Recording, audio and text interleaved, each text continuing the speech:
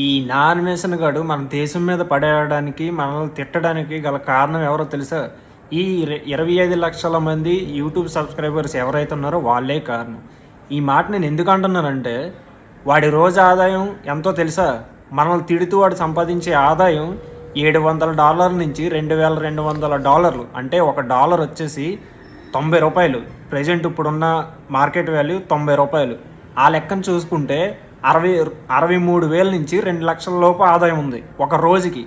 ఇంత ఆదాయం వస్తున్నప్పుడు వాడికి గుద్దబలుపు కాకపోతే ఇంకేముండదు చెప్పండి ఒకసారి. ఈ 25 లక్షల మంది ఎవరైతే యూట్యూబ్ సబ్స్క్రైబర్స్ ఉన్నారో, మీరు నిజంగా హిందువులైతే వాడిని అన్సబ్స్క్రైబ్ చేసి వాడికి రిపోర్ట్ కొట్టండి. ఇంతకు మించి నేనేం చెప్పలేను. కానీ ఏంటంటే ఒకటి, వాడికి ఆదాయం ఇస్తూ మన దేశాన్ని తిట్టడానికి మనం వాడికి డబ్బులు ఇస్తున్నట్టు ఉంది.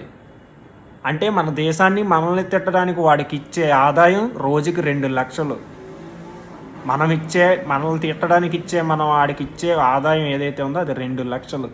సిగ్గు అనిపించట్లేదా? కొంచెం కూడా సిగ్గు అనిపించట్లేదా? తల ఎక్కడ పెట్టుకోవాలో తెలియట్లేదు. ఒకడు మన దేశంలో పుట్టినోడు మనల్నే తిడుతూ ఉంటే తల ఎక్కడ పెట్టుకోవాలో తెలియట్లేదు. ఇంకా 25 లక్షల మంది సబ్స్క్రైబర్స్, ఫాలోవర్స్ యూట్యూబ్లోని, ఇన్స్టాగ్రామ్లో ఎలా ఉన్నారనేది నాకు అర్థం కావట్లేదు. మీకు ఏమాత్రమైనా సరే, కొంచెం కాకపోతే కొంచెమైనా సరే సిగ్గు అనేది ఉంటే వెంటనే అన్సబ్స్క్రైబ్ చేసి, అన్ఫాలో చేసి రిపోర్ట్ కొట్టండి. లేదు ఇంకా చేత తిట్టించుకుందాం అనుకుంటే వాడిని సబ్స్క్రైబ్ చేసుకో.